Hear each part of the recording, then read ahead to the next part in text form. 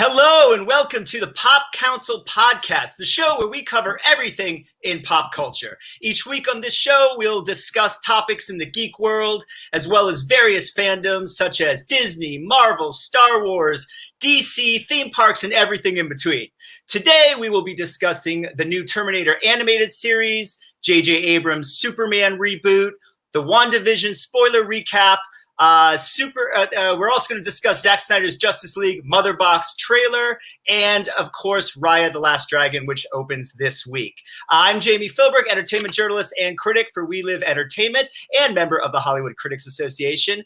And joining me this week and every week is my co-host, Wendy Szany. Hey, Wendy. Hello and good morning. How are you doing? I am great, except for allergies. Oh no, it's that time of year, isn't it? Certainly is.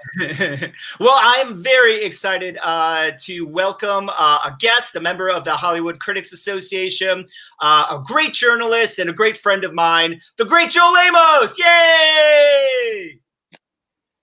Hi, Joel. How are you? Hello, everyone. Hi. I'm doing great. I even got a new T-shirt for the event. Let's see. Is it what do you got? Mandalorian?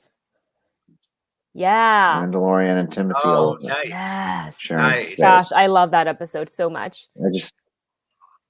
I had to have it. Of course. That's course. awesome. That's what I say when I see Mandalorian merch. I say, I gotta have it. And then I take it. And then I have it. And then you got it. After I pay for it. And then it's mine. And then it's mine to wear. Awesome. Well, listen, we got a lot to talk about today, so let's jump right into it. This week, Raya the Last Dragon will be released in theaters as well as on Disney Plus with premium access. So all three of us has seen the film. Let's start with our guest, Joel Amos. Joel, what did you think about Raya the Last Dragon? I thought it was a pretty powerful film in the sense that I think that a lot of different people from different generations, from different walks of life, can all find something inspiring from this movie. And I think it is extremely well put together. In the end, of course, it's always about story, and this story had me from the get-go. I thought the animation was beautiful. I basked in that world for an hour and 45 minutes, and I just enjoyed it. It was an enjoyable ride, and it's got a lot of positive messages. And I have a 7-year-old daughter, and I think she's gonna love it. I really do. I can't wait to show it to her. I think you're right. Wendy, what were your reactions, your thoughts to seeing it? First thought was finally, because it was back in, was it 2019 for D23? Yes, that we that's got right. to go to that giant panel where, they showcased a lot of the Walt Disney animations, including this one. I remember just seeing the animation on the screen, really not knowing too much at the time, obviously, about Raya, and already very, very impressed with the animation, how far advanced it has become, how detailed it is, how realistic it looked. And also love that it was inspired by Southeast Asian culture. So I was like, she might be my new favorite Disney princess. I don't know. So finally getting to watch it and have it really actually exceed my expectations was just fantastic. I had a great time. I think this is going to be several watches for me. Yeah, I really loved it too. I mean, I have to say, it may now be my favorite Disney animated non-musical, non-Pixar film. It's really, really good. Obviously, it's great for young girls, and women are going to love it because there's so much female empowerment. But I think from a male point of view, I mean, it was just a great action story, right? It was a great action adventure story. And I agree with you, the Southeast Asian culture, seeing all that represented was fantastic. But what I also thought was really cool was it almost infused a lot of inspiration. I mean, I saw Lord of the Rings in there. I saw Mad Max, some Star Wars, Seven Samurai, right? Mm-hmm. There's a lot, Tomb Raider, right? There's some Tomb Raider in there. So there's a lot of different, I thought, action and sort of adventure fantasy movie stuff kind of put in there for those of us that are really fans of that. So that was awesome. It was great character, really character driven. And the other cool thing was, I don't know what you guys thought about this, but like when I think of dragons, and I think this has a lot to do with Game of Thrones, you know, we think of reptilian, right? Like gigantic fire breathing reptilian. And these dragons were more almost like unicorns in the sense that they were like more magical and furry. And I really liked that sort of depiction of them as opposed to these sort of fire breathing reptilian creatures that we're used to. What did you think about, for both of you, what did you guys think about the dragons? I would say for me, to see this type of dragon, it was a dream come true on screen because the kind of, you know, the Southeast Asian and East Asian culture of the dragon, that's what they typically look like, the elongated body, almost kind of like, I don't want to say lizard because I feel like that's like really disrespectful, but, you know, longer body, there are no wings, but they can fly. They are magical. They can swim. You know, they can, a lot of the times in like the folklore, they typically, they'll even use like the sun and moon as toys. And they'll chase them and they'll kind of bounce them around. There's like so many dragon stories. So I love seeing the depiction of dragon in this one. And I like that they kind of also, because of the story of Raya is a bit more mature than some of the other Disney animation films specifically. I would say I liked that with the dragons, they really depicted as something that is to be respected and mythical and like nothing that's frightening at all, because a lot of the tales also, if you look at Game of Thrones, you know, the dragons, they kill you. So these ones, they're like defenders of Kumandra, and I love that. Joel, what did you think about the dragons? I love the dragons. I also I've always loved dragons, even as a kid, and I've always had a thing in my heart for them. And what I liked about this is that they look different, but they were still revered. I mean, there's this loving mysticism towards dragons that I think is very important, and that they wield a power and a presence, and they garner such respect that seems to be universal through so many dragon movies and events. And I think that was not lost on this. If anything, I thought it was enforced more so, that, you know, the reaction of characters to seeing the dragon for the first time was everything. I mean, they were just like blown away, and that was pitch perfect. And I don't think I think a lot of movies and entertainment properties that incorporate dragons, they don't get that reverence sometimes. It's just another character. Dragons aren't just another character. And I think that was one of the smartest things that they did do with this. Yeah, absolutely. And Wendy, you touched on something that I thought about, which was, you said mature. And you know, it's a movie that kids will enjoy. Kids can watch it, of course. But I felt like maybe it was a little bit more geared for the older kid, for the young adult, and, you know, dealing with themes of trust and betrayal within friendships, and also that wonderful father-daughter you know, lesson and sort of relationship that we see there. I was really impressed with that, that it's not sort of, you know, a cheap kids grab, right? That it really is for a wider audience. What did you think about that? I like that they sort of explored a little bit of the more, and it's not so mature where it's going to be frightening for any of the kids. And I think that's why they inserted certain elements, you know, to the movie, and using the magic and how colorful it is to kind of, you know, show the kids that it's a good way to deliver the message of how do you learn to trust from being betrayed, and because of that betrayal, you lost something so dear to you, and it's that over-encompassing lesson. And I felt that this, because they kind of raised the bar a little bit more on the maturity topic of it, and of also some of the action sequences, that this is going to be, it's more than a family film. It's really all ages. You know, you can watch it when you're 90, you can watch it when you are 5. And I think it's going to resonate with everybody in all age groups. And that's what I like about this movie so much is that I don't want to give too much away because this is meant to be a non-spoiler, but a lot of the characters that Raya comes across, so we have like, a couple of the more adult themed, more mature stuff. And then we have some of the cuter, aspect of it, like Tuk Tuk and the Khan baby and the little monkeys. So I think that kind of helps really balance out some of the more seriousness of the film. Completely agree. And Joel, how good is Aquafina?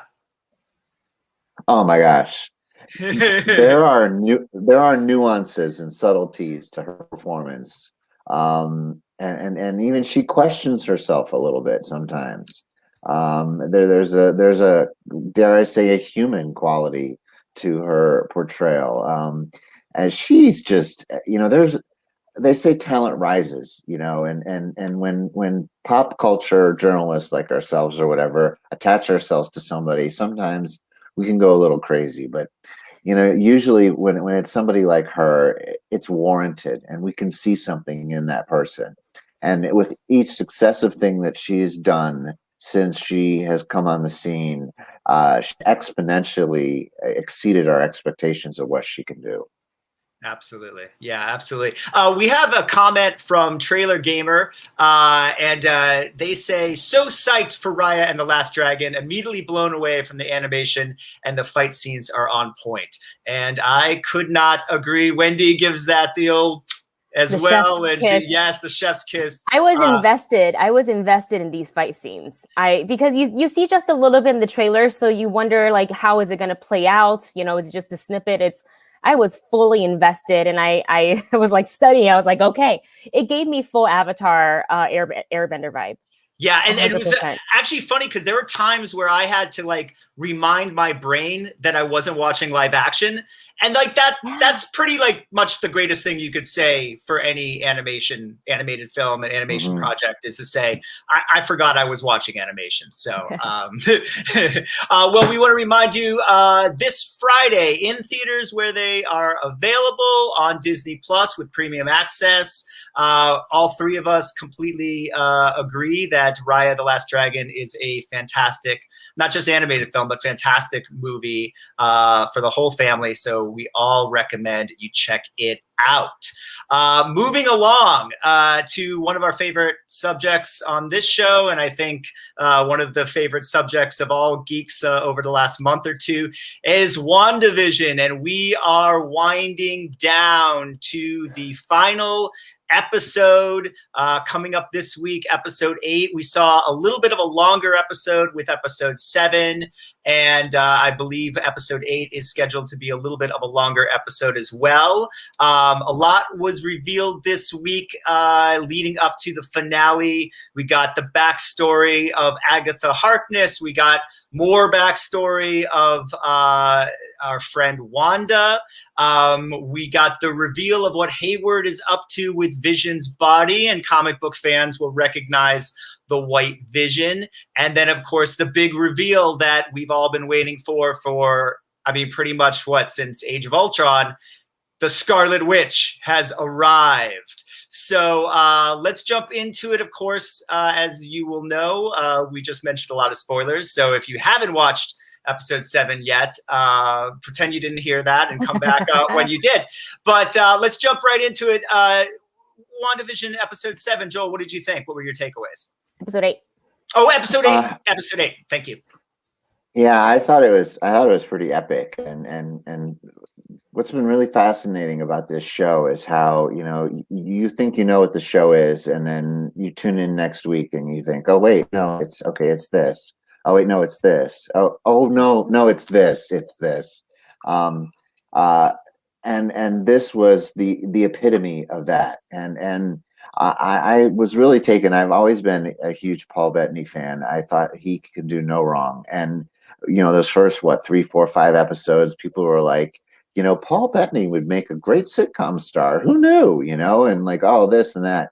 What I thought was great about this episode this week is it showcased the power that Elizabeth Olsen has. I mean, this was her showcase. And if it has been a Paul Bettany kind of surprise along the way, this was a Elizabeth Olsen explosion.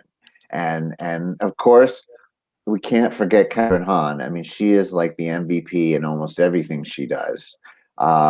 She is just absolutely perfect, and I think a lot of us knew that this was coming. There were hints along the way, but you know, the idea of a tete-a-tete, a witch kind of showdown here is very much welcomed.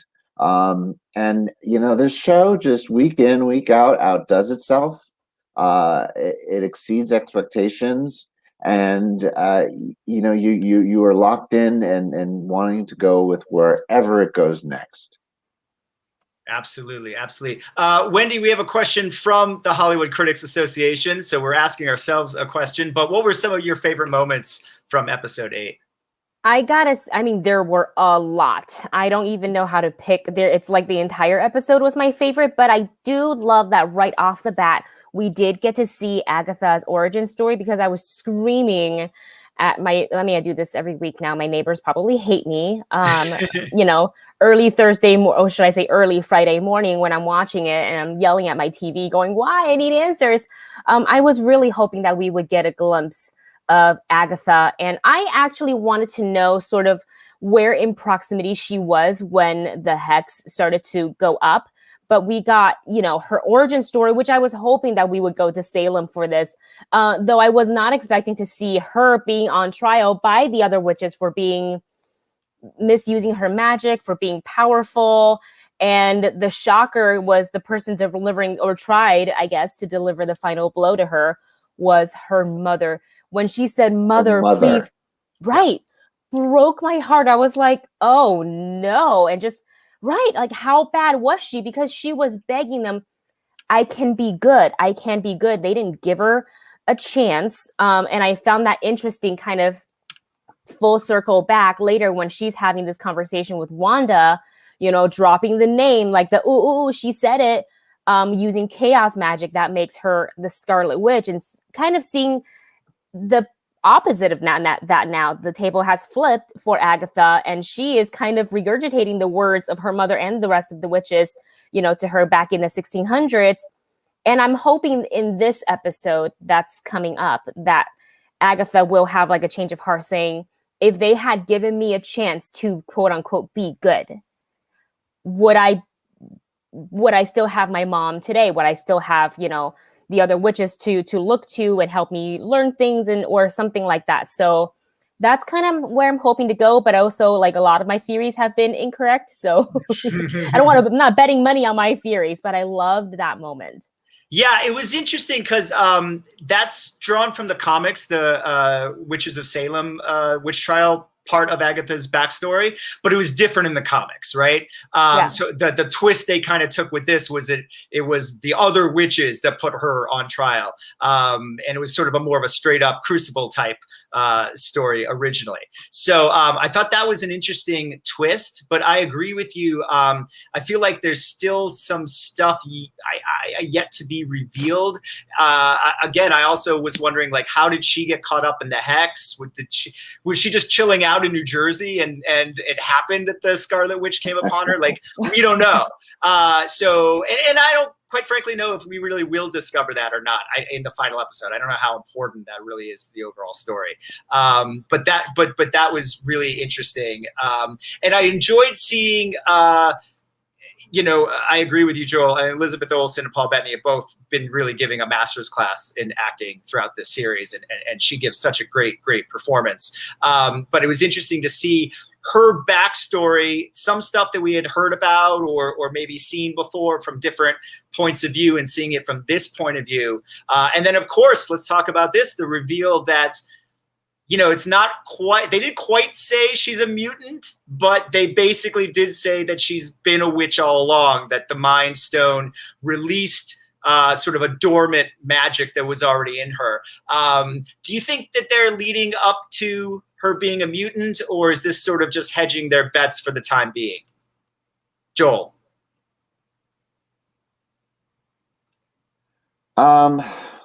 It's hard to say because I mean they're Marvel's really good at misdirection too.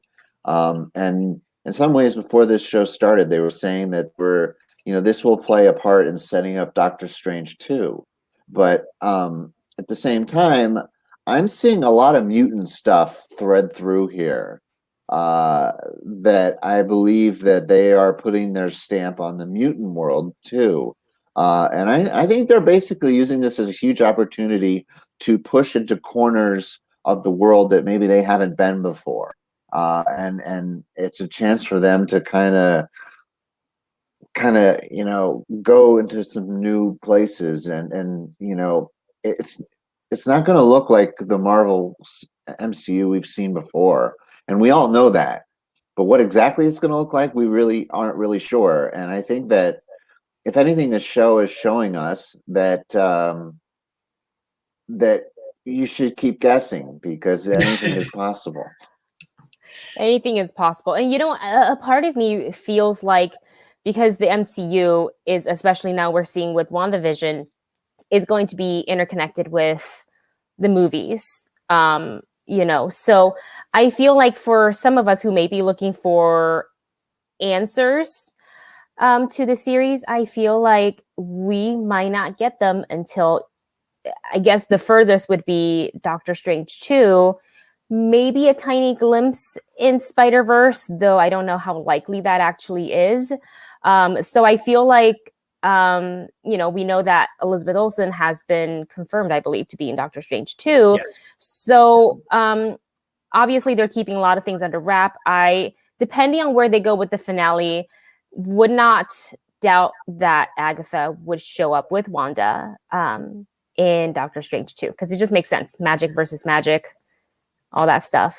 I agree. I think that does make sense. I don't think we've heard anything about a Catherine Hahn casting yet, but I wouldn't put it past them. That would make a lot of sense leading out of this series.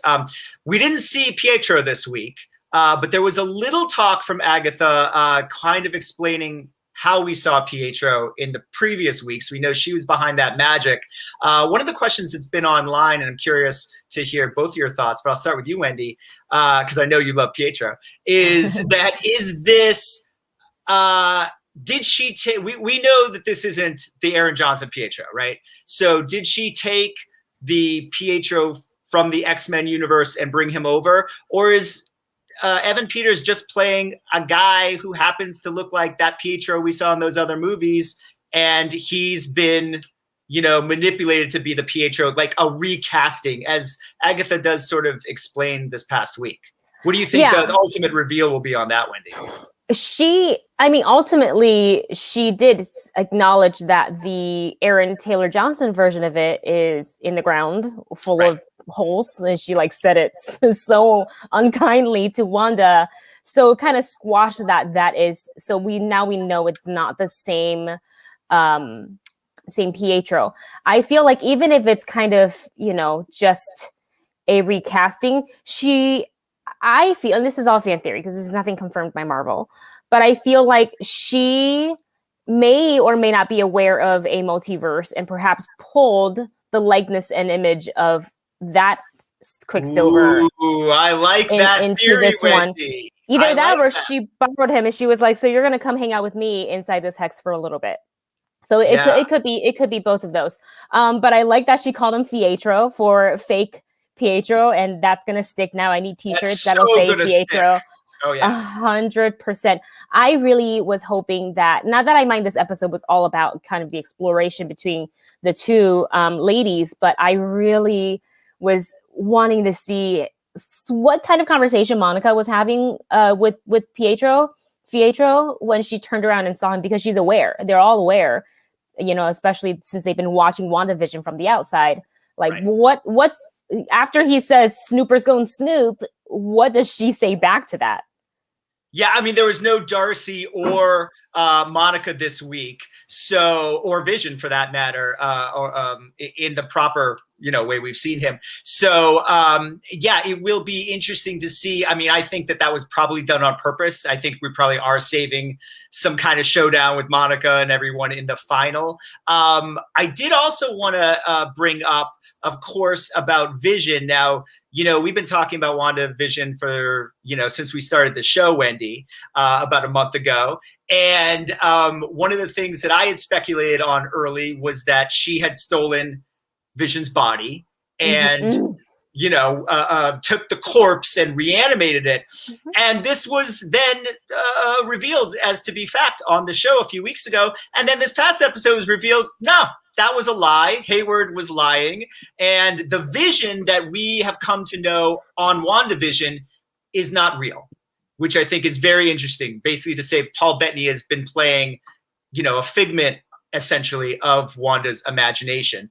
And of course, our second end credit scene came this week. So hopefully everyone stayed through the credits, mid-credit end credit scene, and to see what Hayward's been up to all along. And as some people have guessed, he is, I think, maybe the bigger bad than Agatha, in a sense, and so she never had Vision's body. That was all some sort of manipulation of the video feed that he showed to Monica and Darcy and Jimmy, and that in fact they've reassembled Vision, and it's sort of the sentient white Vision that we remember from the later comics. The one that had his memory of Wanda wiped from him, so he was very emotionless, which I can only imagine will be now the finale of that Vision going up against Wanda and the other Vision.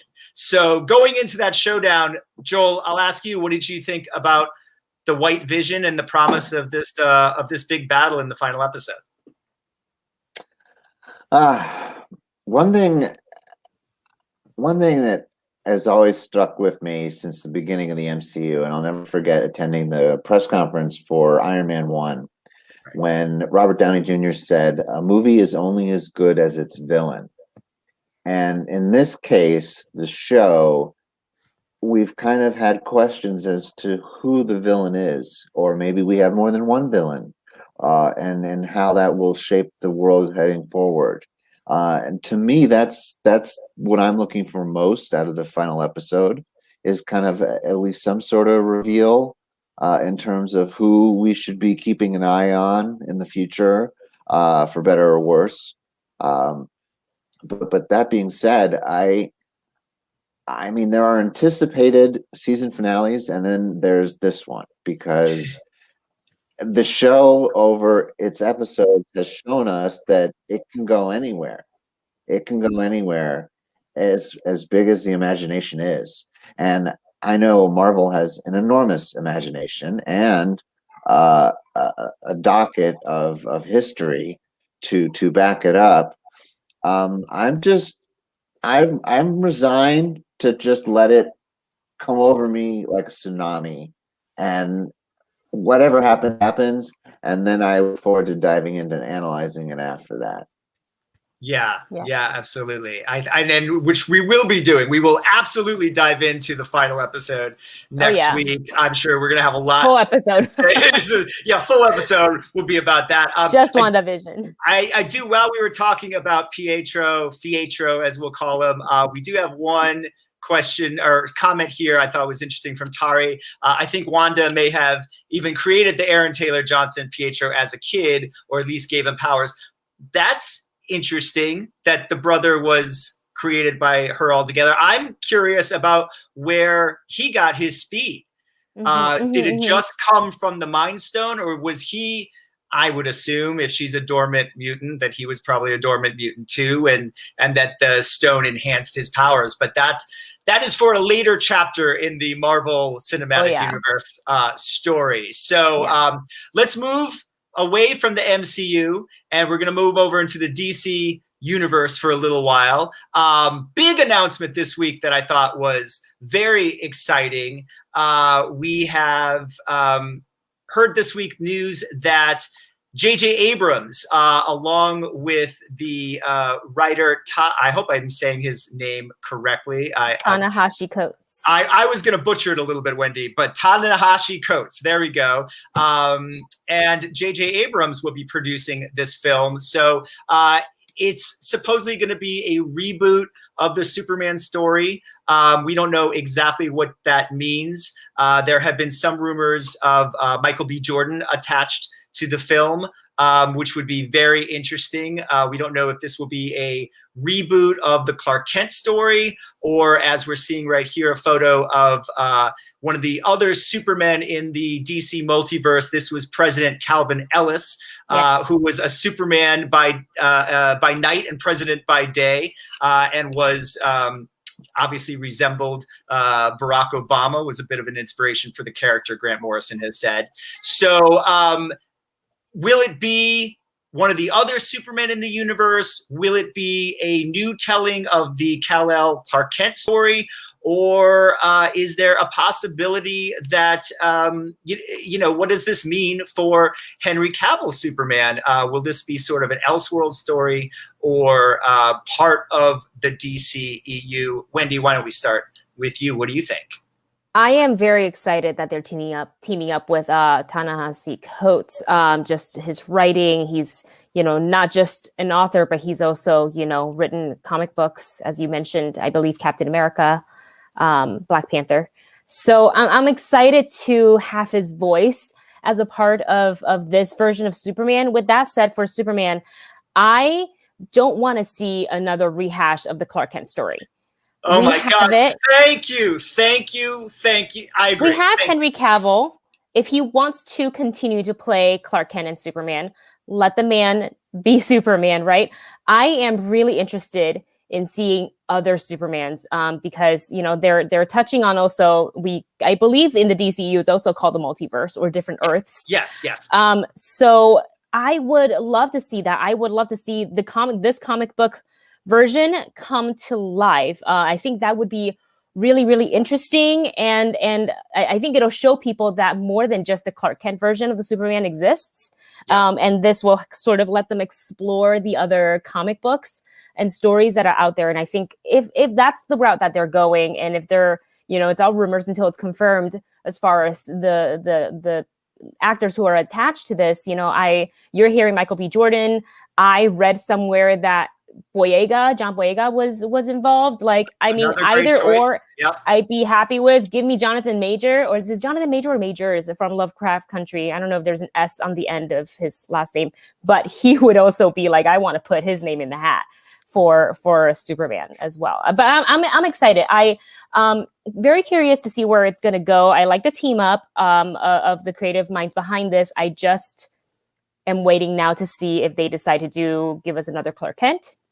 It's kind of in the way I feel like if we got another Clark Kent, it's kind of like when they replay the origin of Batman's childhood, like, seeing his family die. And I was like, we've seen this. We get it. Let's tell the story. Let's focus on the, what I'm saying? Like everybody has known Superman for a really long time. So that's the hope. We'll see. I'm 100% with you on that. I am so sick of the Clark Kent Kal-El story. We've seen it a million times. I mean, they're kind of doing something different with it right now on TV because they have him as a father of teenagers, but still, it's still Clark Kent. It's still that same Kal-El Superman. There are so many other Supermen in the DC universe that you could tell great stories with and do really interesting new things with. And the same with the casting. So I really hope that they do that.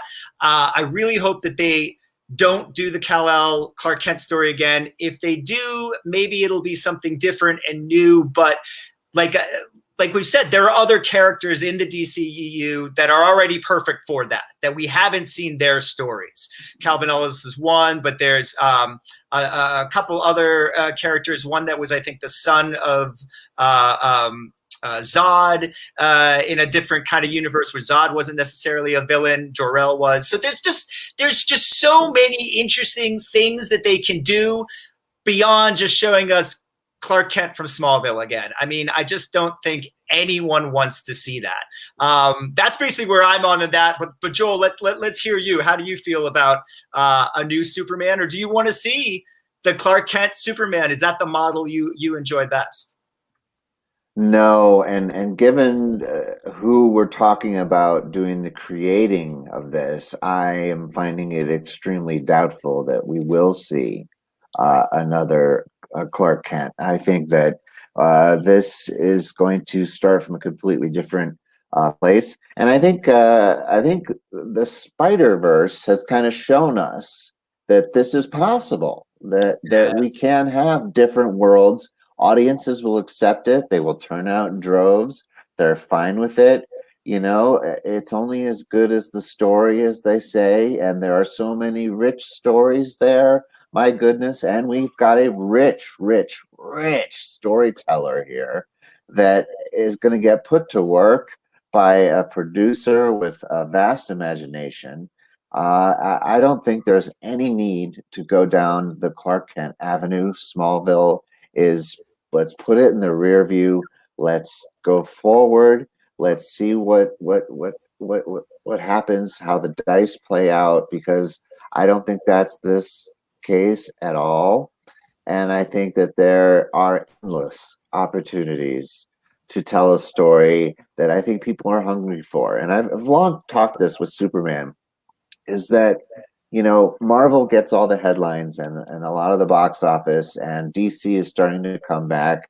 But at the end of the day, I still feel like Superman may be one of the most popular superhero characters in the entire world, if not the most recognized. And so it's about time we get a story that's worthy of that legend. And I just got a gut feeling that this is it. Yeah, isn't that interesting? You know, it's a little bit off topic, but you both made me think about something. So if we're basically saying we don't want to see the same Superman story, Clark Kent story again that we've seen, how do we feel about the Batman? Because that seems to me like it's very much cut from the Nolan, Burton themes that we've seen before. I mean, do you think that the Batman, Matt Reeves' The Batman, might run into the same issue that we're having, Wendy, that, you know, when it comes out, we've seen this before? I actually don't think so. I am actually really psyched, highly anticipating, too. Like, yeah. Because he's a different, like, he's second year Batman, right? So still a little bit relatively new. So and going up against, I don't even, who do we think the Riddler or villain? Hush. Thank you. That's Riddler right. So kind of seeing, to me, all the Batmans, even though same story, and the only thing that I'm really tired of seeing in Batman is the tragedy with the Wayne family. That's right. It's the same when I see the Uncle Ben thing. We don't need to see Uncle Ben. And I'm like, yes, it hurts to see them die. Like, stop showing it. Yes. So, but other than that, I feel like each iteration of the Batman have been really interesting. Like, you know, there's something that I love about the Nolan Batman to what I've seen so far of the Pattinson, of the Keaton Batman, and I can go on and on. So I actually, weirdly enough, don't have that sort of feel with Batman. And I don't know why that is. So that's actually a really interesting question. But I think with the Batman, I think they've already said that it's not going to be connected to anything else. Right. They're not trying to go really past that. So I think that's why I kind of don't feel the same way as I do as like, oh, we're seeing another Clark Kent storyline. It's because we haven't seen this one yet. We haven't seen Batman, you know, in this time of his career as Batman. So very curious to see how that's going to play out. And I like that it's not connected to anything. Kind of like Joker, really not connected to anything. Great movie. Yeah, I like that too. And I'm very excited for the Matt Reeves film. I think you're right. You know, I'll have to wait and see. I feel like we did, even though it wasn't year 2, it was more year 1. I feel like we got a little bit of that early Batman through Christian Bale. You know, maybe it was off screen between Batman Begins and Dark Knight, but, you know, I kind of feel like we were there. The thing that I feel like we haven't seen from a Batman movie is Batman the detective. And Yes. that's something that Matt Reeves promises with this film. And so I'll be interested in hopefully seeing that's there. But I also agree that, listen, note for filmmakers adapting comic book stories, we don't need to see Uncle Ben die again. We don't need to see the Waynes get murdered again. And we don't need to see Krypton blow up. Like, enough of those three things. But then bring it back to this new Superman, and to Joel's point, yeah, that's really interesting. I think that the Spider-Verse, that animated film by Lord and Miller, really opened up this idea. We see it now in the Marvel universe. Certainly it's something we know is going to be happening in the DC universe. So I wonder if they really, both of those companies really have taken a lead from that animated film. That's very interesting. Very interesting indeed. Well, we're going to keep it in the DC family here because we are so excited for Zack Snyder's Justice League, which is just in a couple of weeks now. It seems like a fever dream that we once had as fans that this could actually happen, and it really is happening in just a couple of weeks. And this weekend, Zack released, because he loves making trailers, especially if they're in black and white, and have Tom Waits or Leonard Cohen in the background. So he released this really cool Mother Box trailer that shows the 6 Justice League members sort of trapped in this giant mother box. Obviously, that leads into the film. And Zack also mentioned this week in some of the interviews he's been doing 2 interesting things. One, that the Zack Snyder Justice League on HBO Max will end in a cliffhanger. That's not too much of a surprise because we sort of, I think, knew that that's where his original vision was going. And that Justice League Part 2 would have been almost completely set in the nightmare sequence. And that little piece of news was really, really interesting for me. Wendy, what do you make of this? What do you make of a full nightmare movie? I would actually kind of love to see that. I liked it when they were, they showed us a little bit of that scene. It was dark and gritty, and it kind of breaks the rules a little bit. And that's what I like so much about comic book movies, that you can follow the source material if you want to, but you can also do something like the nightmare scenes, and you can really go away from the norms and any sort of like handcuffs that these characters would otherwise have. And you can let them explore a little bit more, because it's in the name, nightmare, sort of, it's not technically reality, right? So I wouldn't mind seeing that, to be honest with you. If they make it like a limited series on HBO Max, would watch it 100%. Well, it's interesting because had Zack Snyder been allowed to do what he originally was hired to do, and of course, if there wasn't a family tragedy and everything, we know the story. If all those things hadn't come in place, there's a possibility, I guess maybe the years would have been off a little bit, but I was starting to think that like this would have been Endgame before Endgame, right? Mm-hmm. Like the idea of the heroes losing and then the movie being set in the aftermath of their loss and then having to recoup. It seems like that's sort of where he was going before the Marvel Universe even went there. Joel, what do you think about that? Well, I think any time when you're dealing with studio versus a director's cut, and there's just this whole I don't want to use the word mess because it can be a mess, but yes, let's use the word. It could be a mess. And I think, look at what Donner did with Superman 2, and I feel like, there's a reason why the 2 words Snyder cut has been, a spark for years now, that, there's hours of footage. And, exponentially, possibilities are exponentially huge for this. And I think that, again, like kind of like with WandaVision, I mean, anything is possible here. And sometimes the most obvious thing is not going to be the avenue that the director chooses. But then again, we've been hearing it's going to clock in almost 4 hours. So who knows where we're going to go? I just know that I'm up for the ride. Absolutely. Absolutely. We have a comment here, actually, that kind of brings into some of these thoughts. Our friend Yash here says Justice League ends with Green Lantern coming to Earth to take flight to Apocalypse, and in Justice League 2 they go to space. And actually he dropped a little bit more here. We'll move on with in Justice League 2 they lose the battle, and then in Justice League 3 I hadn't heard about that, the visions Batman had in BVS become reality. And I think there's one more comment here. This is all from Kevin Smith, so we can take that with a grain of salt. And I actually know what he's referring I love Kevin to. Smith. Kevin Smith on his podcast maybe a year ago or 6 months ago, he had, or I think it was before the Snyder Cut had been announced for HBO Max, but he had, if I'm getting this story correct, I believe he spoke to someone who had worked on the movie in the visual effects or something, and sort of had seen an original script. And so I think some of these ideas come out of there.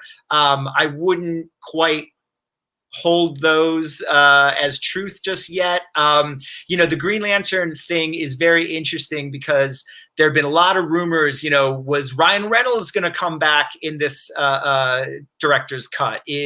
Was Mark Wahlberg actually cast? There's some other actor who claimed that he was cast and was on IMDb, but they had to take that off. So I personally don't think we're going to see Hal Jordan. I think that we're going to get some of that Green Lantern who fought with the gods and the Atlanteans, and in that flashback sequence on Themyscira. So I think that we'll see him there, and maybe even he'll have a line and be a little bit more than he was in the theatrical cut. And I know that Zack had said at one point he had talked about having Tomar Ray and Kilowog appear in the Batcave talking to Alfred, I think that's right, as an end credit scene at the end of the film. But I believe that was never shot. Now that could very easily be put together with visual effects. I tend to think that that's the more Green Lantern we're going to get. I don't think we're going to get a Hal Jordan. But Wendy, where do you stand on the Green Lanterns? I would love to see them, because I think one of the things that and I know it's not just about, it's not like, let's not make a movie about Green Lantern right now, because they need to be like a little bit more formally established. I feel first, but they teased us with, that Green Lantern would be in Justice League, and then that's all we got. So I've been itching for a little bit more a presence from the Green Lantern. And kind of like you said, I don't know if they're just going to go straight up and give us Hal Jordan. That would be a huge, that could be the cliffhanger. Right. Comes down, says the line or something. He doesn't have to say anything, right? He doesn't technically. So that could be the cliffhanger, and that could explore into, where we go next. And now, do we get a Green Lantern series? Do we get a Green Lantern movie? What are we going to get? Because I think that was something that I kind of did miss in seeing Justice League. Just have a little bit of that. Would love to see it. I don't know if it'll feel like shoehorned in, if it's just a end credit or cliffhanger. Like, I want them to have more presence in the film than just at the end. You know what I'm saying? Absolutely. Like, let's give them a little bit of a moment here. So that's what I'm hoping for. But we'll see. And when does this come out again? Remind me soon. March 18th, maybe 16th or 18th. I think it's the 18th. So we're in the month. We're in the month. Well, you mentioned the end credit part of it. Zack has said a couple weeks ago, I think he dropped the news that there is going to be a appearance at the very end of the film of a character that, and I'm getting the quote a little off, but that the fans are going to blow their minds. And so obviously everyone started thinking, Hal Jordan, Green Lantern. I actually think he's talking about Martian Manhunter. Oh my God, same. And that doesn't blow our minds because we already pretty much knew that he was in it because Zack's already said that. But I think that was more of a comment for the general fans as opposed to, like if you don't follow everything that's gone on with the Snyder Cut, it will blow your mind that Martian Manhunter shows up. But like the three of us who've been following the story since the beginning, I don't know that it'll blow our minds because we knew that Henry Lennox is Martian Manhunter. But what do you think Zack was talking about, Joel? Do you think that it's Manhunter or Green Lantern or somebody else that he's talking about this big surprise at the end? Could it be a little bit of both? There's no reason it couldn't. There could be. He could nod to whoever he wants to right now. He's in the driver's seat. Yeah. So I don't know. I think also he's having fun playing with the anticipation factor. I think he's having a ball right now, and good for him. Yeah. For enjoying this moment right now.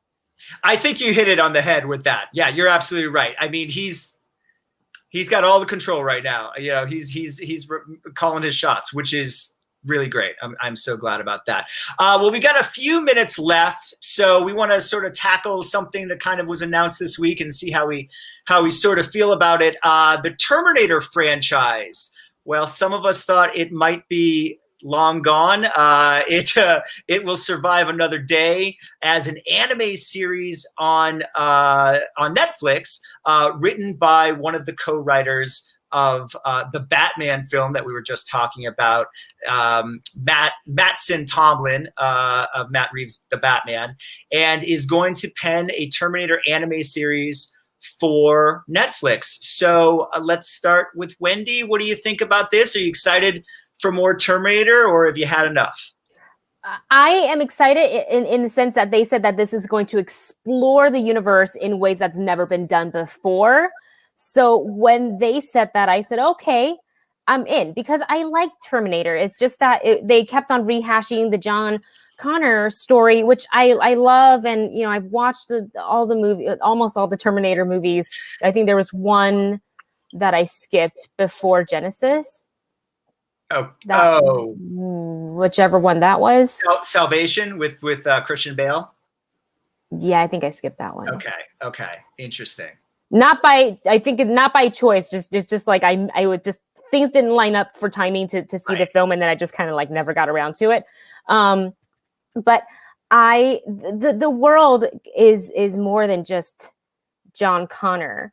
So I think with Terminator and the combination of that, the storytelling through animation, is a really good way to go. I think there's so much you can do with animation that you can't do, or is harder to do with live action. Animation, you can go anywhere, you can be anything. You can have like a really fantastic, you know, who knows what they're going to introduce, what kind of machines are we're going to get, and jumping the time and what characters we're going to see. So I don't mind this at all. And I think this is it like a limited series, one season? Do we know that yet? I don't know. I don't know if that was announced. I'm trying to look that up right now. I think this is such a new thing that they haven't decided on that yet. But I'm like, when they said that they were going to explore other parts of the story that's never been told before, I was like, well, okay. That makes me happy. Well, that's interesting. That makes me happy too. I love Terminator, but I do feel as a franchise, it's sort of run its course, certainly theatrically. They tried doing a TV series, which was actually pretty good, but the Summer Glau one. Yes. Lena? Yep. I have the DVD set. It's actually pretty good, and unfortunately only ran 2 seasons. And they were headed into some really interesting territory for a 3rd season as well.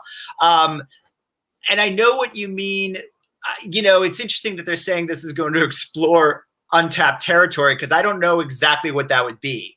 The only untapped territory in Terminator that I sort of saw was what they tried to do with Salvation, the Christian Bale one, which they didn't succeed. I mean, they didn't execute it well. But the idea of getting rid of time travel and just focusing on John Connor in the war, essentially before Kyle Reese and Arnold's Terminator was sent back for the first movie, set in that original timeline. And I'm not exactly even sure if the Christian Bale movie did that, because I think there was some shenanigans with Sam Worthington's character, which maybe upset the timeline a little bit. But that's the only part of Terminator that was still interesting to me, is we see a little bit of it in a flash forward in the first Terminator movie, where we see a kind of almost a Snake Plissken looking John Connor leading the advance against the robots. that in that time period before any time travel shenanigans happen, that's what would be interesting to me. But I'm sure this movie will have, the series will have time travel. I'm sure it'll have all sorts of robots we haven't seen before. I mean, with anime, you can kind of throw in the kitchen sink. Oh, yeah. So I'm definitely looking forward to it. Joel, what are your thoughts? Well, let's just put it this way. I loved the Sarah Connor Chronicles. I loved it. And I was heartbroken when it got canceled. So for me, Terminator on TV is already in a good place. So I'm going into this with excitement, and not even reserved excitement, unadulterated excitement. And the fact that it's animation, like Wendy said, you could do anything. I mean, you could do anything. You can introduce anything. If you can imagine it, it can be. You're not constrained by practical effects or CG. This is animation. If you can draw it, it can happen. I think theatrically, it's kind of starting to run its course. But I think the TV format, particularly now, we are in a golden titanium age of television. There is no question. And I think particularly. And I keep coming back to, I mean, can you imagine if Lost had been made now and they knew to just do like 10 episode seasons instead of having it dragged out over 26 episodes? See, we've learned these lessons, and now we're in this golden age of TV. I mean, can you imagine this Terminator world now where you're getting 10, 11, 12 episodes and that's it? And yet each one's allowed to go maybe 45 minutes to an hour. I think the world is wide open, and I think the excitement level for fans of Terminator should be very high, because you have TV, which I said earlier was my favorite avenues of the Terminator, and you have animation, which expands the world, to unforeseen heights. Who knows where it's going to go? Yeah. That's very interesting you say that about Lost. And I was thinking, well, if 24 had been 24 minutes long each episode, maybe they could have, maybe Jack could have saved the world a little faster. And the last thing I wanted to say about Terminator was, and I'll pose this to you, Wendy, would you want to see with this series the familiar characters? Would you want to see Sarah Connor, John Connor, Kyle Reese, the Arnold Terminators? Or do you want to see a completely new world, new characters, new Terminators, and just a whole new universe that's not beholden to what we've already seen? Or do you need those familiar characters? What do you think? I don't feel like we necessarily need them to be the focus point and the driving point of the Terminator story for this one. I feel like it's okay to establish in the pilot episode of maybe a quick recap of, who John Connor is, who Sarah Connor is, if you want to explore just like Terminator 1 and 2, just a little bit, and then you can kind of spin off from there. That's one way they can go and give us new characters and new machines and new storylines, and like what is essentially the struggle when these characters, because we focus on them so much, but like what's the effective, how is everybody else being affected by this? Because there's other people, as we saw in, I think, both Dark Fate and Genesis. I don't remember Genesis as well, but so I think there are stories to be told there. So I really don't feel like they need to keep coming back to the Connors. But I do love me a good Sarah Connor story. So like a little bias there, wouldn't mind that at all. But I would prefer for them, if they're going to do this like animation style, for them to give us new characters, new storylines. It can still be within this world. That's fine. And I want them to do sort of, I'm thinking of the stylization of the animation, like full on anime. And I want it either kind of, I don't know if you saw the trailer for Pacific Rim: The Black. Oh, no, but I know what you're talking about. Something like that, because I think that would work because it's tech. And I want it to be sort of more mature rating like Castlevania. Yeah, absolutely. Like that would be, but that's me. That's very me. I don't know if that's like okay for, the general audience, but that's kind of my list. Well, and for a Netflix series like this, like and with, the way they're going to do it and the source material, I mean, it has to be R, right? Joel, like I don't know that we would want to see it not R, right? There's no reason it can't be. Yeah, absolutely. Final thoughts, Joel, on Terminator? Anything you want to say? I think this is going, there was a lot written after the last Terminator saying, let's put this sucker to bed. And I think a lot of these people that wrote those think pieces are going to have to rethink them after seeing, I'm putting the cart way ahead of the horse here. But I think that, there is still something there. And this is a very wildly imagined world that I think there are corners we have yet to explore. Well, certainly Netflix agrees with you since they're going to do this series. So, yeah, hopefully there's a little bit life left in the Terminator. Unfortunately, there's no life left in this show. We are done. We have run out of time. Little housekeeping before we close. Wanted to remind you that we're just one of the shows the Hollywood Critics Association has been launching this year. So you want to make sure to hit the subscribe button, like this video, and tune into Pop Council every Monday at 11 a.m. We also want to remind you that the Hollywood Critics Association's awards ceremony virtually will be done this Friday, the 5th. You can check that out on our YouTube page as well as our Facebook page. Horrifically Horrifying on Wednesdays at 11 a.m. with Heather Wixon and Kevin Taft. What to Stream, another one of our series, runs on Thursdays at 11 a.m., hosted by Morgan Rojas. What's Trending in Hollywood is on Fridays at 11 a.m., hosted by Scott Menzel. And Wendy, where can people check you out and see what you're up to? You can find me on all the social medias, Instagram, Twitter, at just my name. It's at Wendy Lee Szany. You can also find me on YouTube at The Movie Couple channel.